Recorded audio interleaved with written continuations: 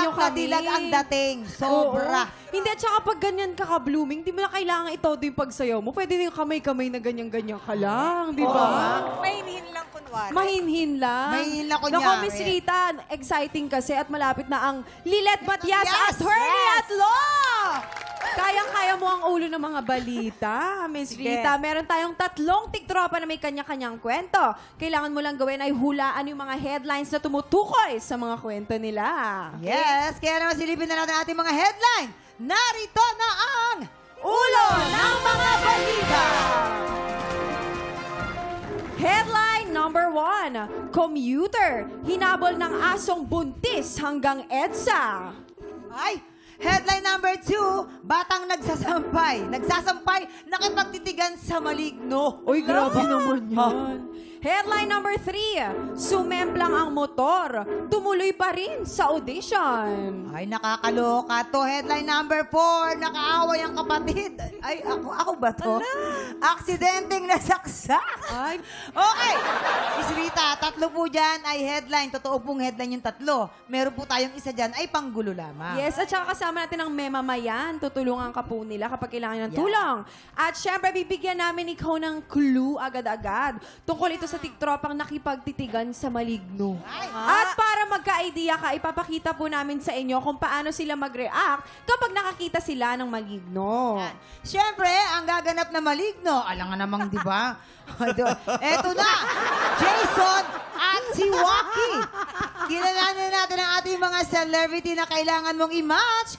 Walang iba kundi ang mga kasama mo sa Lilet Matias, Attorney at Law. Simulan na natin kay Zonia. Lights, camera, new action. Ay, makapagsampay nga. Ang daming sampay. Nakakapagod. Ano ba yan? Ay, Ay! Oh my gosh! Ay! Tulong! Nakakatakot. Nakakatakot ko. Eto naman, papasukin natin si Jenzel. Jenzel. Ay, buti na lang maaraw ngayon, makakapagsampay. Papagalitan na naman ako ni Mama. Sino ka? Sino ka? Ano ginagawa mo dito? Ano ginagawa mo rito? Umalis ka dito! Umalis ka rito! Yes! At eto naman siyempre, papasok sa eksena, Joaquin. Ito, nagsasampay ako ng mga brief ko. Sino yun? Pogi. Pogi? Ang pangit! Ang pangit! Grabe naman, ang sakit mo naman magsalita! Ang sakit! Ngayon, Miss Rita, sa tingin niyo po, sino sa kanila yung totoong nakipagtitigan sa maligno noon? Kung meron po kayong idea, ipuwesto mo na sila. Ayan, andyan po ang ating mga memamayan. Baka may mga suggestions sila. Yes. Yes, memamayan. Sa tingin ninyo, Si Jenzel yan, tingin ko. tingin mo si Jensen. Jenzel. Ako si Joaquin pa rin. Yes, Miss Rita. Ikaw, ano sa kutob mo? Sino sa kanila? Sonya na lang. Sonya. Okay, ilagay po natin si Sonya. Rita, feeling ko rin si Sonya. Sonya, doon ka Feeling sa ko rin. pangalawa. Ayan, akyat. And how about si Joaquin? Sa tingin niyo po, alin dyan ang headline ni Joaquin? Yung sumemplang ang motor, yun. Pwede yan kay Joaquin. Ako din. Sumemplang ang motor. Kasi ang pamilya ni Joaquin, mga martial artist din eh. Ang nanay niyan, black belt sa taekwondo eh. Totoo po, So, ah. posibleng nag-sparring-sparring sila, nakasaksak. Yun eh. Alright. So, doon sa... Now, Oh my Jenzel. God. Yan, bagay sa kanya yung nakasaksak sa kapatid. Grabe naman kayo. Yung gandang niya nananaksak. Parang hindi naman siya mananaksak eh. O saan? Hindi. Yung ka na lang. Hinabol ng aso. Hinabol ng asong buntis. Nanganak na nung inabutan siya. Nakakaloka ko ng EDSA? Inabot ng EDSA. Nakaaway kapatid. Balik doon. Okay. Alright. Okay na po yan, Miss Rita? Sure Okay na po na, kayo? okay na. Okay, sure na daw siya. Anong sabi ng balita?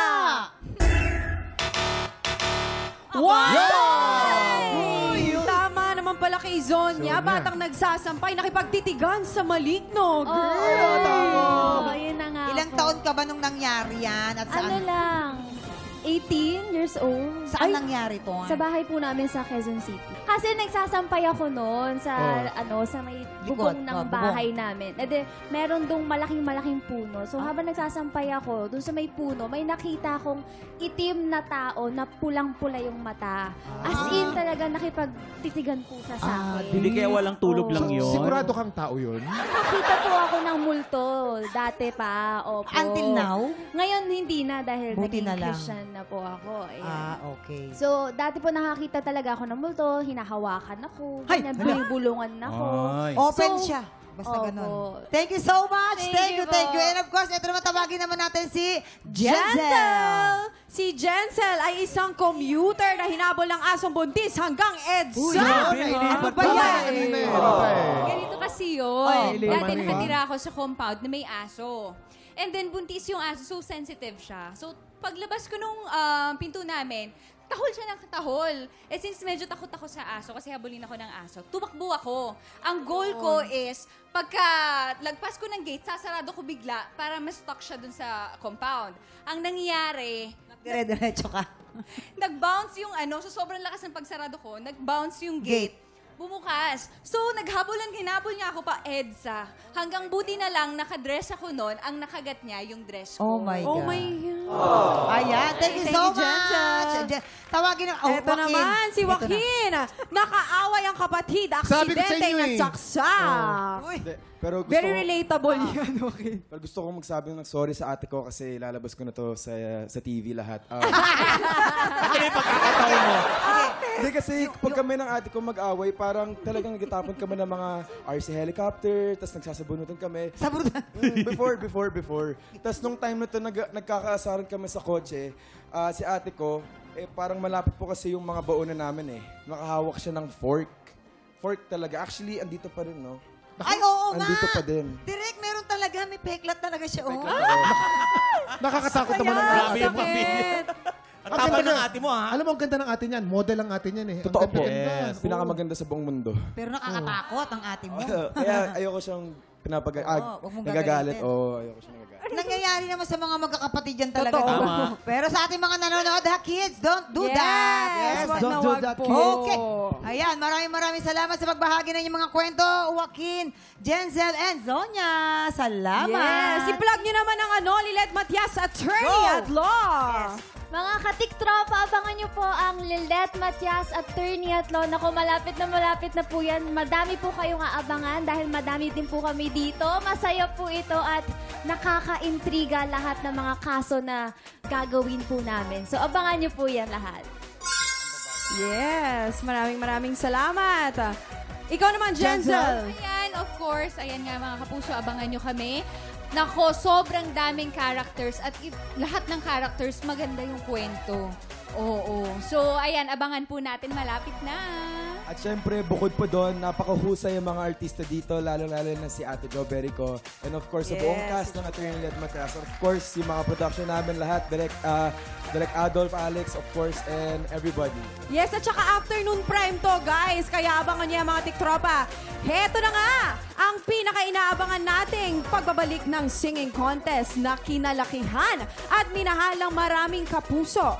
Tanghalan ng Kampiyon! Susunod na yan sa pagbabalik ng...